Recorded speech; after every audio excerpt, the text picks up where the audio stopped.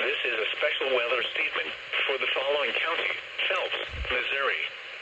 Wind advisory in effect from 10 a.m. Friday to 1 a.m. Saturday. South winds 20 to 30 miles per hour with gusts up to 55 miles per hour expected. Proportions of central, east central, south central, and southwest Missouri.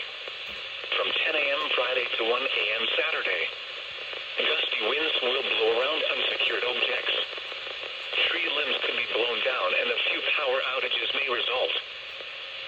This is a special weather statement for the following counties in Missouri: Crawford, Franklin, Gasconade, and Washington. Wind advisory in effect from noon Friday to 1 a.m. Saturday. South winds 20 to 30 miles per hour with gusts up to 55 miles per hour expected.